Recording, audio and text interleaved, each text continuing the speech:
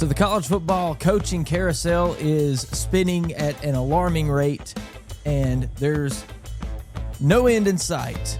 We're going into week 9, another pretty good week of college football, but can it compare to what last Saturday was? I don't know if it can. We got a lot of good matchups, and more importantly, I think we could possibly have some more coaching changes depending on what happens this Saturday. There's a lot going on. There's a lot to talk about.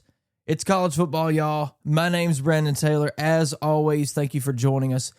However, you're joining me on this podcast, whether that's the video format, the audio version on YouTube, or the audio version on Spotify, Apple Podcasts, whatever your favorite podcast platform is. I appreciate that. So, what developments have we had since the last time we spoke? Well, we spoke just the other day about Billy Napier and his firing at Florida and kind of the infant stages of what is Florida's head coaching search. Now, we are still in the middle of the season. We're about 2/3 of the way through. There's a lot of football to be played. The college football playoff rankings have not even came out yet. So there's still a lot to happen. And for a team, a place like Florida, a school like Florida, a program like Florida, you're not going to get one of these guys.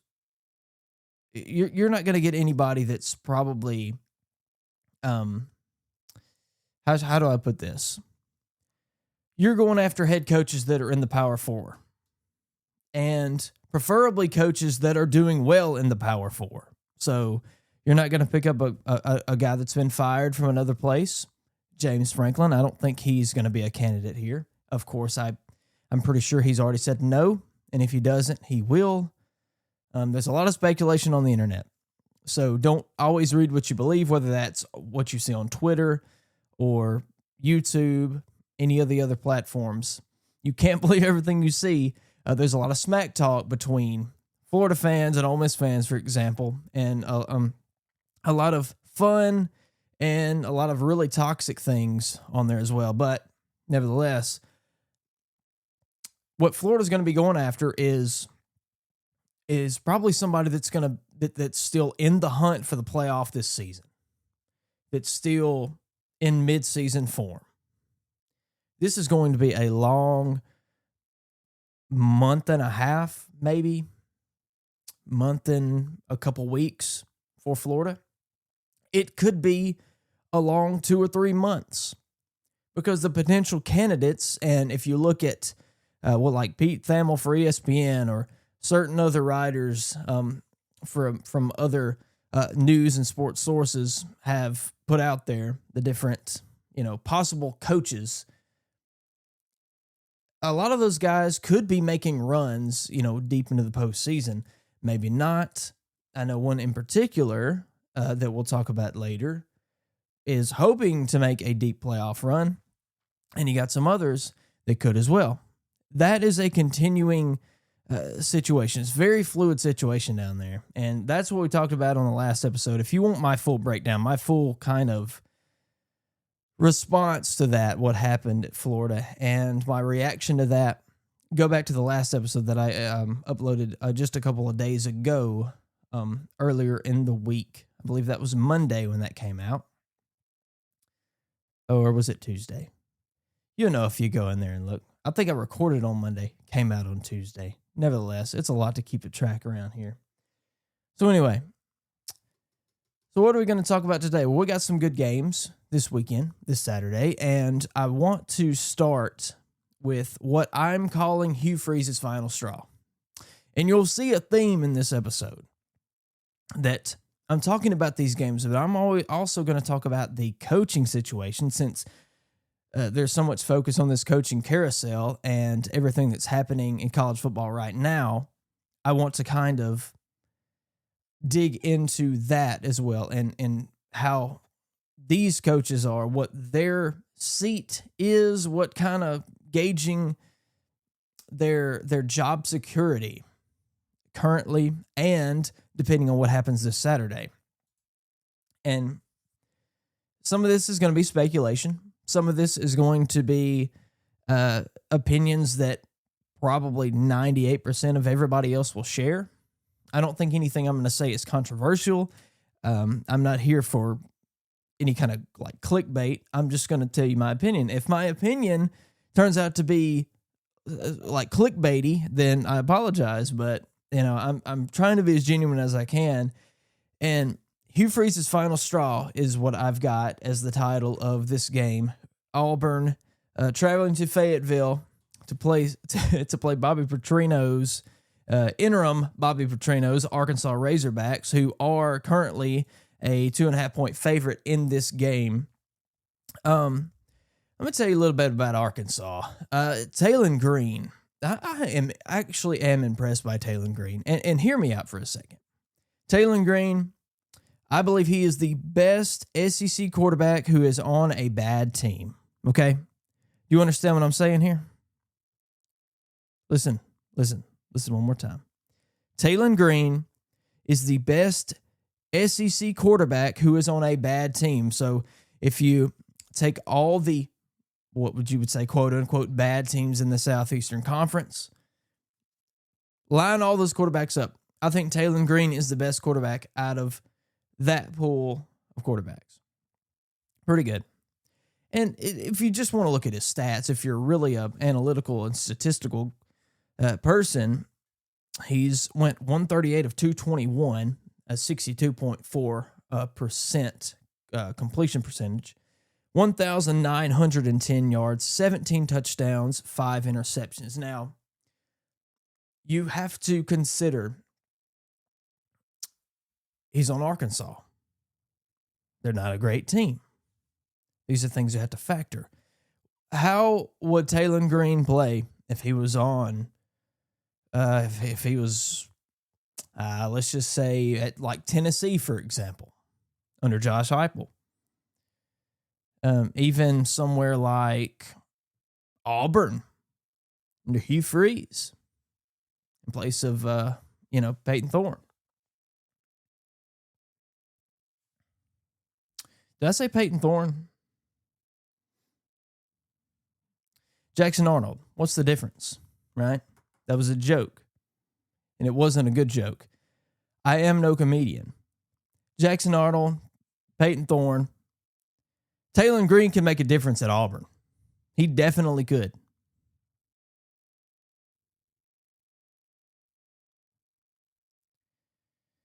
But I see this as one of Arkansas's best chances to get an SEC win. They're at home versus Mississippi State next week, November 1st. This right here, I really want to say that this may be a better chance than next week at State, because Mississippi State, they have Texas this week. They have Texas on Saturday. And I think if Jeff Lebby's going to make some changes, and I think he's going to sort some things out, maybe make a change at quarterback, State could do a number to Texas. And I think whatever they do, even if they lose to Texas, their confidence is going to be built up. And then next week, when they have traveled to Fayetteville, they're going to give the Razorbacks heck. I firmly believe that.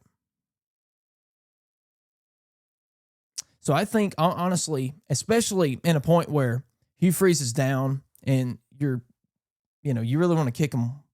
You want to kick a man. Do you want to kick a man when he's down? Sometimes you have no choice. And I just don't see, if we compare the stats here, because I said Taylon Green's the best quarterback on a bad team. Jackson Arnold, 124 of 195 and 5 touchdowns. 1,190 yards. Again, if you're just a statistical guy, that is terrible. 689 yards versus conference opponents. 1 touchdown versus conference opponents. Now, a lot of that falls on Hugh Freeze. Actually, it all falls on Hugh Freeze because this was his guy, just like Peyton Thorne was his guy. And yet again, Hugh Freeze is failing because, he tries to be the offensive coordinator and the head coach. And just like Billy Napier, it's going to be to the detriment of Hugh Freeze as well. And ultimately, I think this game is like the straw that's going to break the camel's back. And I actually do have Arkansas winning this game. I will take Arkansas minus 2.5. I think they can win by a touchdown. I don't know that it will be any more than a touchdown. It could be one of those weird 4-point games or something like that. But I see Arkansas getting it together, putting together just enough there at home to beat Auburn. And you know what that means. So if we just want to talk about Hugh Freeze for a minute. Before the season, I predicted that Auburn, they have to win 8 games or more for Hugh Freeze to keep his job for another year. And then he would be on the hottest of hot seats next season, and the cycle would continue then. He was on the hottest of hot seats on my list this season anyway. It's looking grim. The Tigers have to win out in order to win those 8 games. Now, this is a Razorback team that that came very close to beating Tennessee, and they came very close to beating Texas A&M. Remember, Sam Pittman's gone. Interim head coach Bobby Petrino is leading this team. Now, whether I think there was some tomfoolery that took place there by Bobby Petrino himself to kind of force his way into like some kind of a coup to force himself into the head coaching position again. Look, hey, I don't know. Look, it's just, speculation. Allegedly, there was a little bit of some tomfoolery going on there that allowed Bobby Petrino to end up as head coach for the Arkansas Razorbacks again. So if Auburn doesn't find a way to win here, they still have to, excuse me, let me start over. Auburn, regardless if they win or lose, even if they win, they still have to play Vanderbilt team. A Vanderbilt team that is absolutely on fire, and an unstoppable Alabama team in the Iron Bowl at the end of the season. And it's kind of the inevitable, and I think we all could have predicted this because, like I said, you were giving them a tough task to complete, and that's winning the 8 games. Freeze is out of a job, and I would put money on that. If Auburn happens to beat Arkansas on Saturday, the inevitable could very well be delayed. It's going to happen. He's going to get fired. They win on Saturday at, kickoff 12:45 p.m., 11:45 a.m. there on the SEC network. At about 3:30, 11, 12, 1, 2, about 3 o'clock Central Time when that game finishes. That will determine the fate for Hugh Freeze. If they win and they look pretty decent, I think he may be around for a couple more weeks. But, I say that because if it's not now, it's going to be after the Vanderbilt game because they have a bye week after the Vanderbilt game. But does it benefit athletic director John Cohen to fire Hugh Freeze now rather than later, like I said, after that Vanderbilt game? Well, it's tough because you're falling into you're falling into the spot where you're competing, you're firing your coach, but you're competing with other places, big jobs, bigger jobs than yours that I would argue that have already fired their coaches. Notably, that's Penn State and Florida. Now, some would argue that Auburn is a better job than Florida. I don't think you can say Auburn is a better job than Penn State, however. I think you can make the argument of Florida being better than Penn State. I don't know if you can make the argument of Auburn being better than Penn State. That makes sense? Good. But it's all subjective.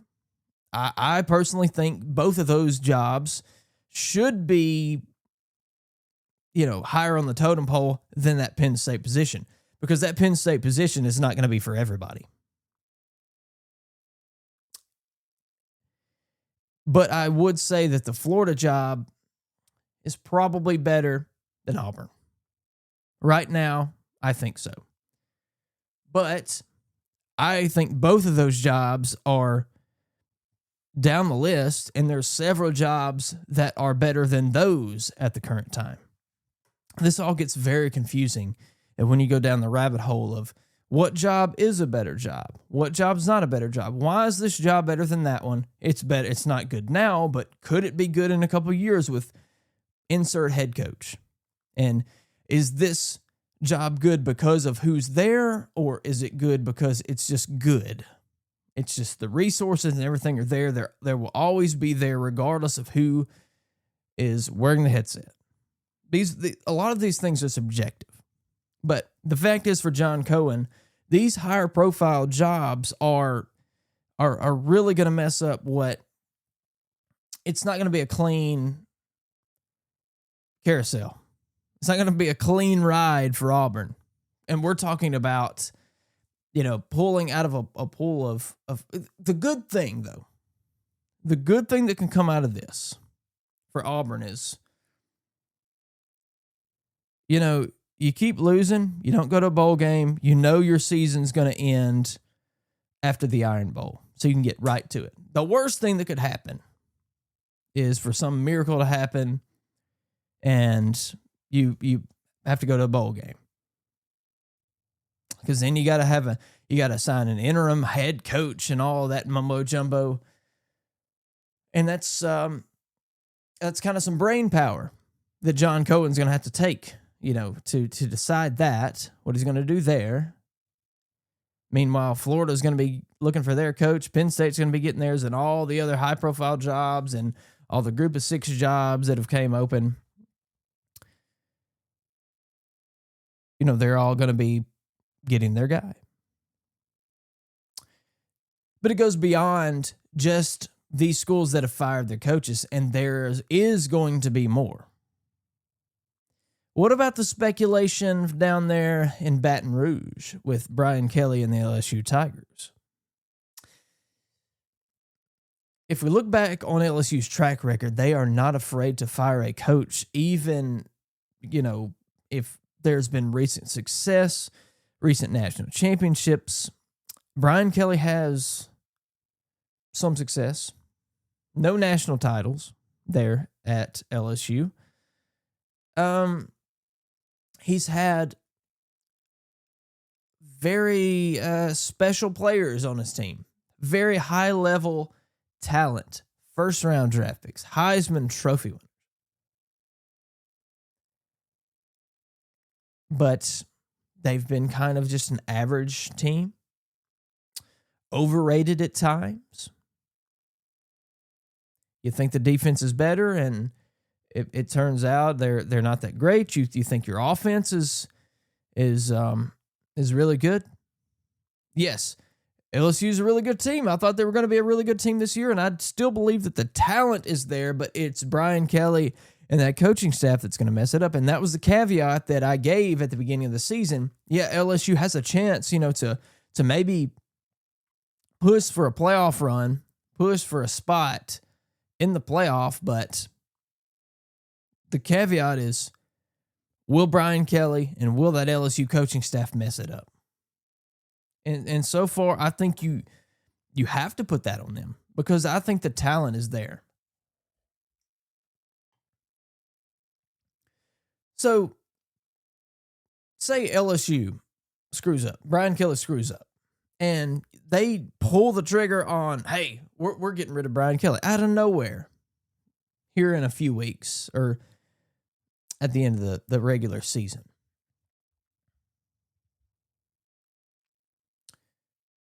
That job is going to eclipse the Florida job, which is eclipsing your job. And what about Eli Drinkwitz at Missouri? I've heard him being named as a possible candidate at the Florida job. You know, he did say in an interview, I believe that was today, Wednesday, as I'm recording this, that no, they've had a discussion, you know, with his team, with his staff. He is a Missouri Tiger. He's not going anywhere. No shot. When you're a coach, that doesn't mean anything. I honestly would rather a coach say nothing than to lie, than to say something like that may turn out to be not true. And we've seen that before with coaches. I would never leave this place. There's not a chance in the world. I will never leave. You will have to carry me out of this building. You'll have to carry me out of this facility. You'll have to carry me out of this town in a pine box. Famous words for Tommy Tuberville. Ole Miss head coach before he, funny enough, talking about Auburn, left in the middle of the night to take the Auburn job. You can't always trust what a coach says. So, say Eli Drinkwitz gets named for one of these jobs, and say he takes one of those jobs. Well, now Missouri's open. If Lane Kiffin was to somehow leave Ole Miss comes open. That job right now looks a heck of a lot better than your job. A lot of people would argue that. What about Shane Beamer at South Carolina? Things are kind of on the downward trend for South Carolina. What happens with him? I think he's fine. I think he's all good. I put his seat at mild. South Carolina fans got all over me for that. They were like, no, Shane Beamer is our guy. His seat is as cold as, his rear end is frozen. His seat is so cold. And now I want to know if those South Carolina fans still feel the same way. And if you're a South Carolina fan and you're listening, how do you feel about your coach now versus when you did at the end of last season when y'all were competing to try to get into the playoff? It's a bad time for Auburn. The carousel's huge this season. It's only going to get bigger. And honestly, yeah, I think you have.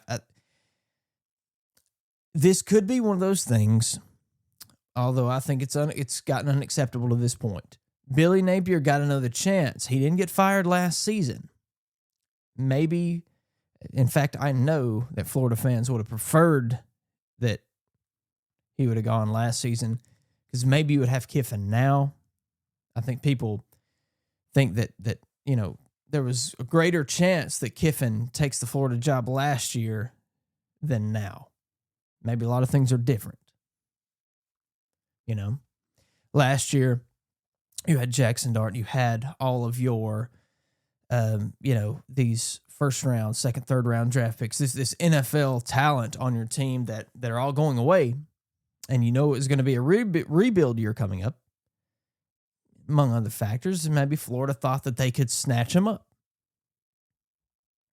It's tougher now.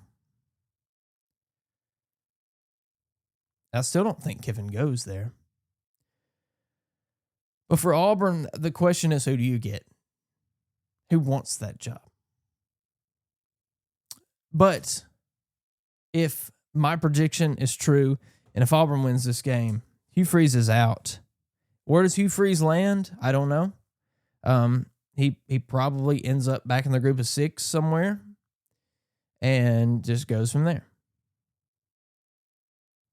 But, I mean, I hate it for Hugh, but that's just is what it is. And I mentioned Brian Kelly a minute ago. Well,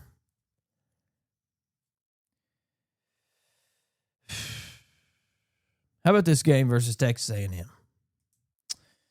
This game, Texas A&M is at the top of the SEC right now. And what are they ranked? Third. LSU is 20. Now, all these rankings are going to mean nothing when the college football playoff rankings come in here not too long from now. So, what is the updated line? Texas A&M is favored by 2.5. This game, imagine that, a 6:30 p.m. Central kickoff time down in Baton Rouge. Imagine that. So, Brian Kelly can save his job by winning this game. I think he can give himself a little bit more time because, you know, I said this earlier, and I've said this many a time. Garrett Nussmeier, I'm still holding on to the belief that he is a pretty good quarterback and that he can put the team on his back and maybe make something happen. Look, they got whooped all up and down the field versus Ole Miss just a few weeks ago, offense and defense. This is the redemption game.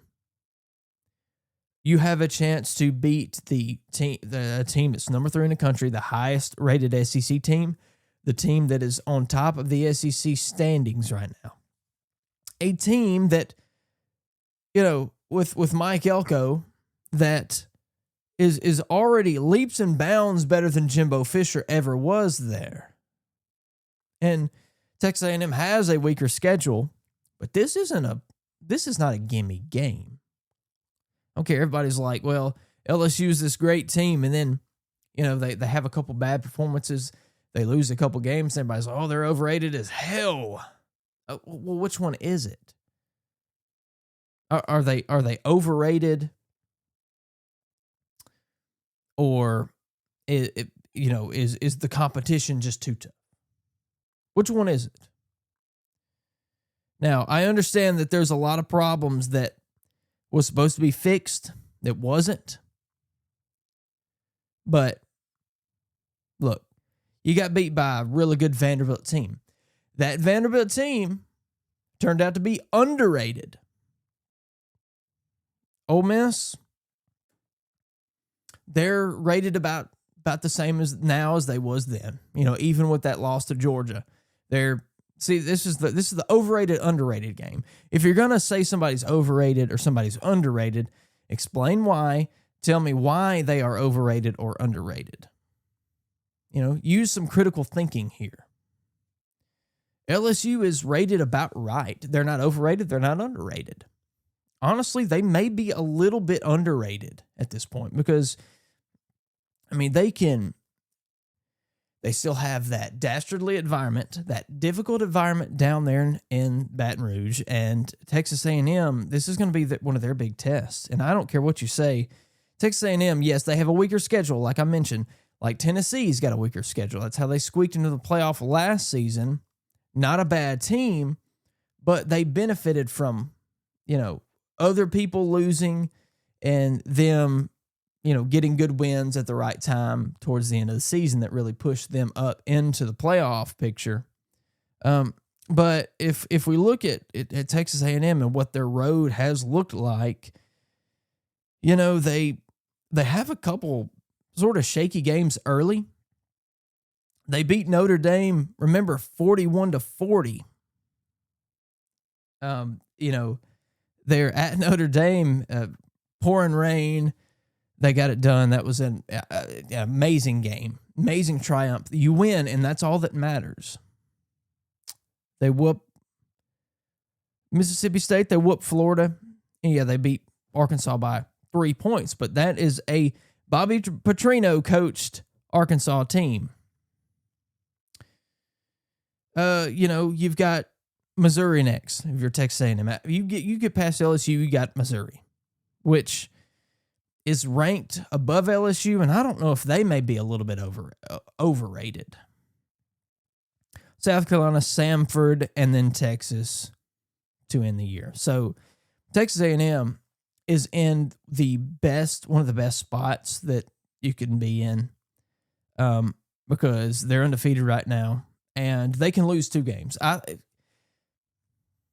Texas A&M, even with their resume here, the teams that they've played and the teams that they have yet to play, which are going to be a couple of ranked matchups, they still have a chance to get to the playoff with 2 losses. No, you don't go to the SEC, but with those 2 losses, you can still get into the playoff. But for LSU, man, the road is a lot tougher. I mean, you can't afford to lose again. You're already 5-2. You have Texas A&M at home. Texas A&M is hot. Number 3 team in the country. You got to go to Alabama next week, and that's already slated to be a 6 to 8 p.m. Eastern start. It's already going to be a night game in Tuscaloosa. Then you've got a Bobby Petrino coached Arkansas team coming to town. And then you end the season in Norman, Oklahoma. Brian Kelly could save his job. Similar thing to Hugh Freeze. Although I think the fuse isn't quite as short for Brian Kelly. But if he goes to losing 2 or 3 more of these games, I think they're firing him. And I don't know if they're firing him if they lose to Texas A&M, then lose to Alabama and go 5-4 at that point. I don't know if they don't fire him then. Because LSU is one of those teams, one of those coaches, one of those programs that does not tolerate losing. And that's just how it is.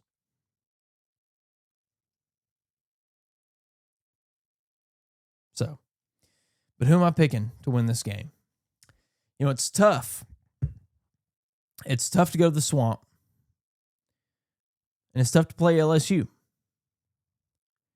Texas A&M's got a pretty good, well-rounded team. And I think I actually lean LSU in this one. I think they can pull it out. Honestly, I don't think Brian Kelly has any other option. And I hate saying that because I think it's so silly to say, well, so-and-so is not going to want to lose this game, so they're not going to lose it. Like, that doesn't mean anything. So I might lean LSU, and I might take LSU on this one. But I can also see Texas A&M beating LSU by 10 points. And the experiment with Brian Kelly is going to be over soon. And the LSU job is going to be open. And no offense to all you Florida people out there, all you Florida Gator fans, but if the LSU job comes open, there's one guy that I think would favor that over your job. And that is that LSU position. That is that LSU job. If Brian Kelly gets fired and you're Auburn, you're LSU, you are pissed. Because you're trying to better yourself. You're trying to get ahead of the game. You're trying to fire your coach, get him out of the way so we can get the good guy. And then LSU decides they step up into the picture and they say, we're firing our coach, Brian Kelly. Get me the best candidate out there. And they could get anybody they want because LSU, no doubt, is, I don't even think you can argue this, that is a top job. Other than Alabama, other than maybe Texas now. Maybe Texas would be pretty lucrative because of the brand. And Georgia, LSU is right there in those 4. And obviously Georgia, Alabama, Texas is not going to come open anytime soon. LSU will That is the top job. And then you could say it may be Florida under that, and then Auburn. And if you want to throw Penn State in there, Penn State somewhere between the Florida and Auburn spot. So the candidate would obviously be Lane Kiffin, as it is for Florida.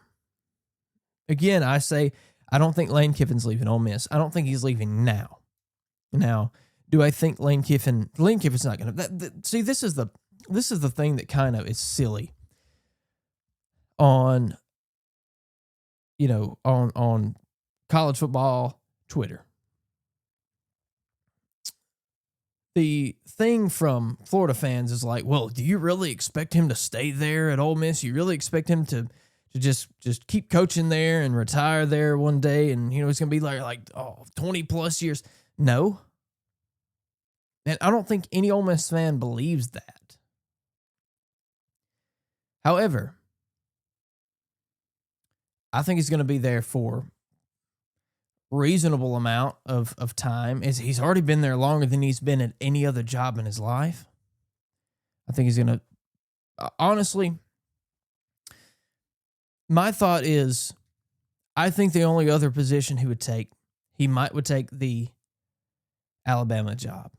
If Kalen DeBoer decides to leave, or he gets fired one of these days, and that's even hard to imagine there at Alabama, but it could happen.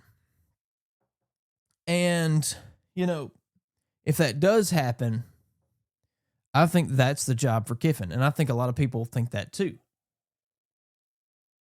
But maybe what is more of a likely scenario is that Kiffin goes back to the NFL and gets his second shot in the pros. And that very well could be true. And then that would be where he ends his career, considering that everything goes well. He may do one of those things, one of those Nick Saban type moves where he leaves Ole Miss, goes to the NFL for a little while, and then he comes back to coach Alabama and carries in the footsteps of Nick Saban. Now that would be pretty cool, because a lot of people compare Kiffin just like people compare some of the other coaches that have worked under Saban, like Kirby Smart. Kirby Smart a little bit different. You could say maybe a Steve Sarkisian. Out of all the coaches, in my opinion, I think Kiffin is the most like him just in his demeanor. No, they are not similar in their interests. They're not similar in exactly the way that they handle everything. Their temperament, for example, and certain other things. And certainly off the field, how they carry themselves is very different. But they're similar in a lot of ways. In coaching, Kiffin is a great coach, and that's why he's been. And this is it's the Kiffin tax, and I've seen that thrown around here, the Kiffin tax, because that you're a program like Ole Miss, and you're not a bad program. You're an SEC school. You're an SEC program. But if you have a really good coach and you have success, the tax is your coach, and it's been Kiffin ever since he took that job. Your coach is going to be named in every coaching search every single season, every year, and that's just how it's going to be. That means you have success. So it's the tax of that success that you've had under this head coach is why everybody else wants them. And you should be proud of that.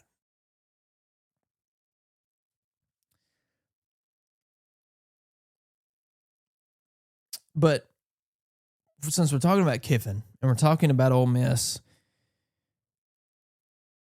is traveling to Norman, Oklahoma on this Saturday. Oklahoma's 4.5-point favorite. Now, Ole Miss is in a position right now. They did a lot of good work early in the season to get past some of the hurdles that derailed them early. Last year, they got beat by Kentucky. Shocking loss to Kentucky. They lost to LSU in overtime. So you already had your 2 losses, and you knew that like there's no way you're going to make the playoff with 3 losses. You beat Georgia at home, but then you fall to Florida in the swamp, and you just ruin your chances at going to the playoff, even with a first-round quarterback that's lighting it up at the Giants, with the New York Giants, and several other guys that were NFL caliber talent and are playing on Sunday now. Everything was together. But now, this season, going back to the coaching thing about you having a really good coach down there in Oxford, the fact that he took a rebuild team, a team not as good, not as much talent, a Division II quarterback in Trinidad Chambliss that he plucked straight out of Ferris State, and he's lighting it up, lighting SEC defenses up. That is coaching. To take a worse team, and at this point, they're doing better than they did last year. That is a Nick Saban thing. Nick Saban goes up there after winning a national title. Well, you shouldn't expect that much this season. We're in a rebuild year. We're rebuilding. We're trying to get back to where we was last season before we lost, all those guys to the first round. And then they win another national title the next season, stuff like that, which is kind of ironic.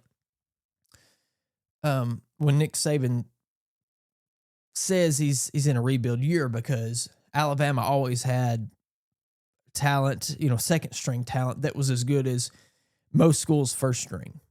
That's just how it is. Same thing at Georgia, stockpiling talent, which you don't see near as much now in this new era, but it still happens. The greatest players are still going to go to, the big schools. Even though there's a lot more parity there, and you got the money and the NIL and all those things, there's still going to be a greater collection of your blue chippers that are going to go to those big schools just because they want to go. Because the big schools have the money, but it's also the brand. It's all the things that revolve around that. Ole Miss is in an incredible position right now. Yes, if 1 or 2 plays go different last week versus Georgia, you win that game in Athens, and oh my goodness, you're set.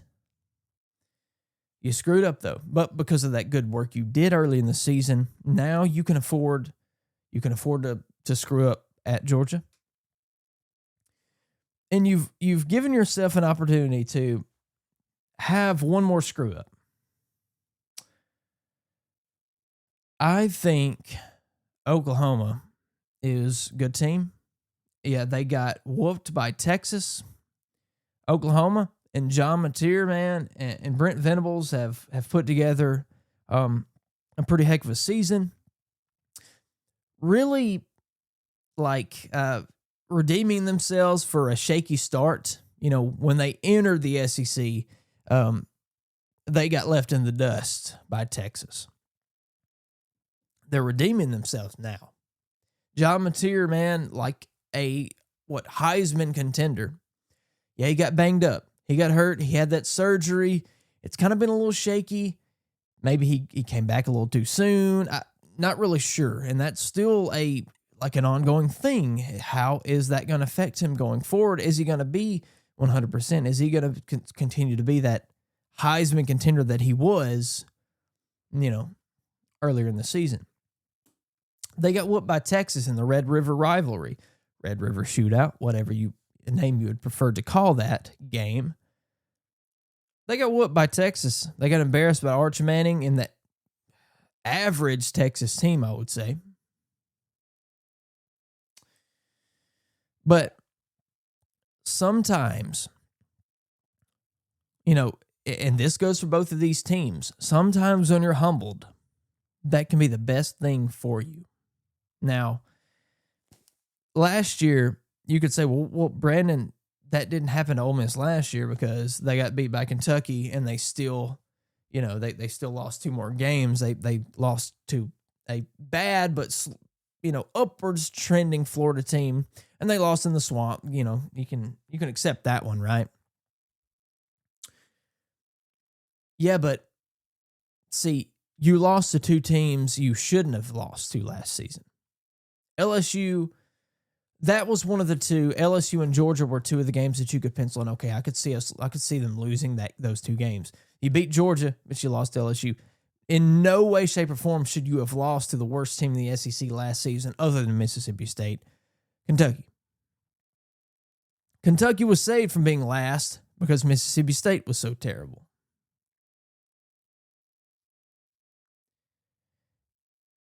You hate to say you had a good loss, but Ole Miss had a great performance. Yes, the defense got humbled. They got ran all over. They looked like they were going at half speed at times, not putting in 100% effort. If they get that 4th down stop in that 3rd quarter, Ole Miss goes down and they score another touchdown, and Ole Miss pulls away, and it's just enough to where Kirby Smart and that Georgia offense can't produce another, because Georgia scored on every possession other than the final drive. You shake the game up a little bit. If that defense can get that stop, you have a little bit of momentum. Maybe they can get another stop. Maybe Kirby Smart's and that Georgia offense that was so dominant, behind Gunnar Stockton and that amazing performance he put up. Maybe a few things go Ole Miss's way even later in the game after that. Momentum swings this way and that way. Nevertheless, it didn't happen, but Ole Miss had a good loss. Was Oklahoma's loss as good as Ole Miss's? I don't think so. You got humbled in a rivalry game. That's good for both of these teams. I'm leaning Ole Miss, though. I'm leaning Ole Miss to squeak by and cover. And if you're Ole Miss, the path to the playoff is smooth as butter if you win this game, because you can still afford to screw up one more time. Ole Miss wins on Saturday. They'll be, 7-1? And who do they have left? They got South Carolina at home. They've got the Citadel. They've got Florida at home. And then they travel down the road to Starkville for the Egg Bowl. And we're talking about a South Carolina team that is on the downward trend. That's not what they was this time last season. You got a Florida team that is going to have an interim coach. They don't even have a coach at the moment. They're going to have an interim coach, here pretty soon, though. They're probably going to be working on that in this bye week. So you'll be dealing with an interim coach. And I don't see them putting up like Bobby Petrino type performances, like almost beating 2 really good teams. I don't see that happening. And then Mississippi State, who maybe Jeff Levy will have figured some things out by then, but I doubt it.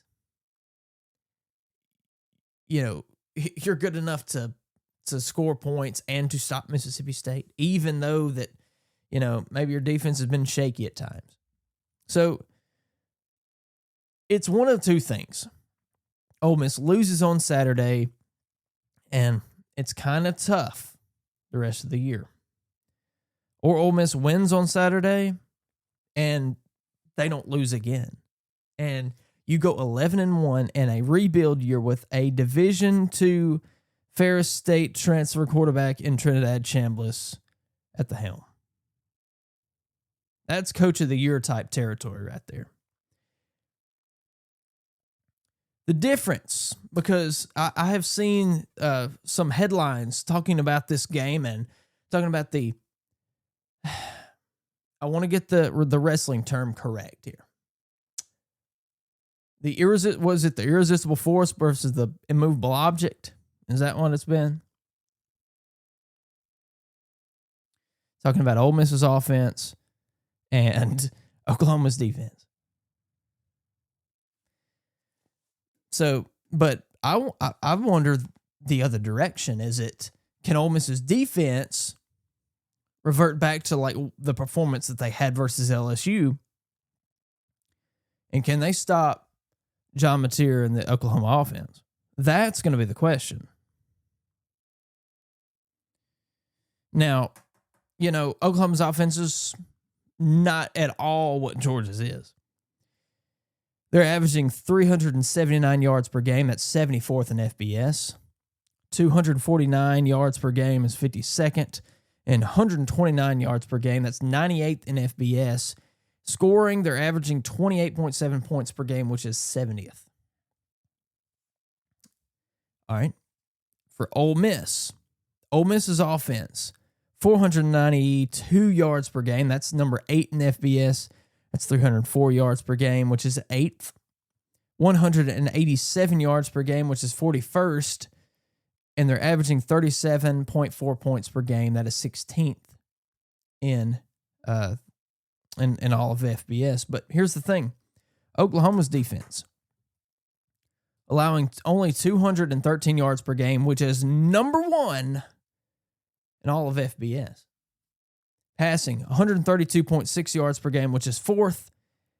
Rushing, only allowing 80 yards per game, which is 4th. And what is this? Averaging, only allowing 9.4 points per game, which is 2nd in FBS. That is, when you look at the Ole Miss offensive stats and you look at Oklahoma's defensive stats, that headline that I mentioned a moment ago does ring true. Now, for Ole Miss's defense, they're allowing 362 yards per game, which is 66th in FBS. That's 195.6 yards per game passing allowed, 38th. 166.7 yards per game rushing, that's 99th in FBS. And they're allowing about 22.6 average points per game, which is 52nd in FBS. Another stat here. Ole Miss is ranks 14th in FBS in third down percentages, converting 51.7% of the time. So, oh boy, that was a lot. So if Ole Miss, and I know that Pete Golding, I still trust Pete Golding. I know a lot of people have, given him a lot of flack. I remember defending him 2 years ago when he came into Oxford and that Ole Miss defense was terrible. And I remember saying, you can only do so much with a talent discrepancy. Scheme can only go so far.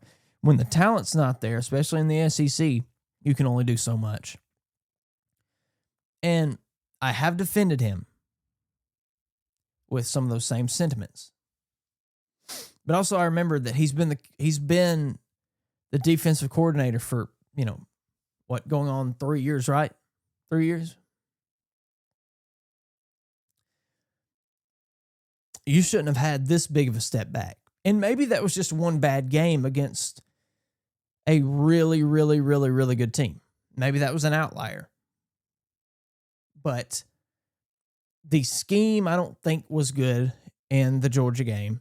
And I don't think the 11 guys out there were the best 11 guys. And that may be controversial. It may not be. But that's just my perception and others' perception that I've talked about that just watch football, that just love watching football. They've said the similar things.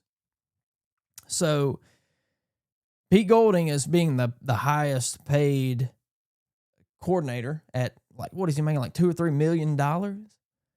It's inexcusable to have that kind of performance. So a lot of pressure is on him and that Ole Miss defense to redeem themselves from last week and actually I believe that if your defense is playing well your defense can, you don't want to wear down one side of the ball by being bad on the other side of the ball. And I can go both ways. You want your defense to be able to sustain drives, but you also want your defense to be able to, stop the offense. I don't know if your defense can really wear down another offense, but you have to make stops.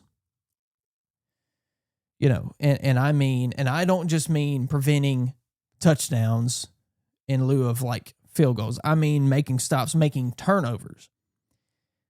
If Ole Miss's defense can stop Oklahoma's offense, I think Ole Miss's offense will have enough of a chance to score enough points to exceed whatever Oklahoma can do. This is going to be a lower scoring game. We're talking about in the 20s, I think. Maybe 30s. I'm thinking 20s probably. But I'm picking Ole Miss to win. And they're going to go on and they could win out or they can screw up and lose another game. I just know that Ole Miss literally is in charge of their own destiny. And they're number 8 in the country. And actually, I see it right now. Oklahoma is actually favored by 5.5. I just got an updated line on that game.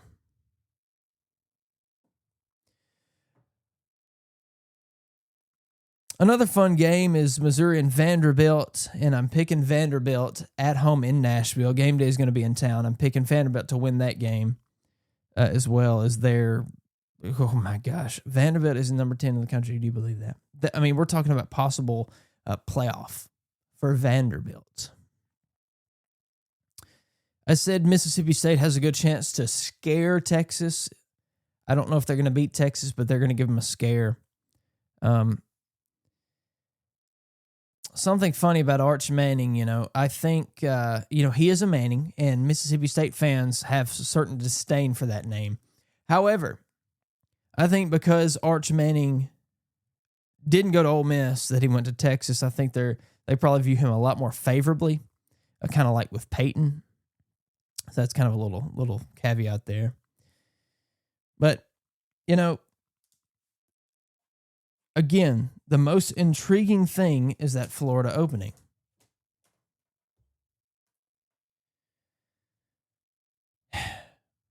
And I don't know what happens.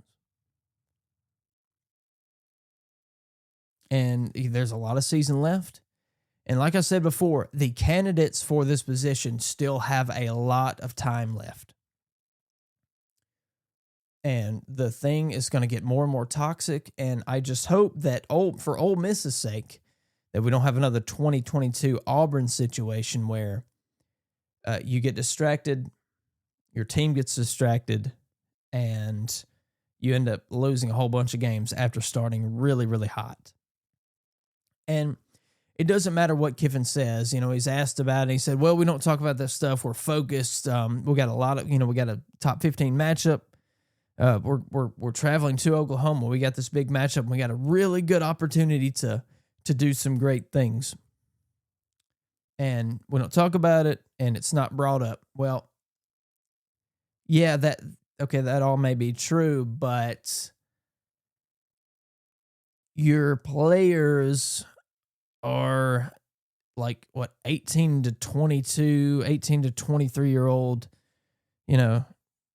guys that have a device and have access to the internet and see all the things all the slop that you and I see when we go to Twitter, when we go to Instagram, when we go to Facebook, when we go to YouTube and go to all those things. When we turn on the TV to ESPN or the SEC network or something like that, we see all the slop that those players are going to see. Those Florida fans that are they're tagging these players in post. And all this stuff and all this, this external noise, those players are getting a dose of all that, regardless if you're talking about it or not. And I just hope that, for Ole Miss's sake, that doesn't happen. And they continue and they have a really good year. You cannot look at next year. Even if Kiffin leaves, do not look at next season, because you have an incredible opportunity to go to the playoff and have that. You can hang that banner up forever. We made it to the playoff in 2025, 2026. Even if Kiffin leaves last year, after the season, next year, and he's gone, whatever. Next year is a new coach. You still have that milestone. You still have all those wins. You still have all that success. No reason to throw this year away because of what may happen next season. That's all I'm saying. But another great week ahead of us here, week 9, college football. And as the coaching carousel continues to spin, if some major things happen or some more developments happen or any other things that I think is worthy of getting behind this microphone, behind this camera to talk about, we'll talk about it between now and Saturday. But it's college football, y'all. Stay tuned for any developments. And as always, enjoy yourself. Have fun. Be safe. Enjoy some great college football. My name's Brandon Taylor, and I'll see you in the next episode. Peace.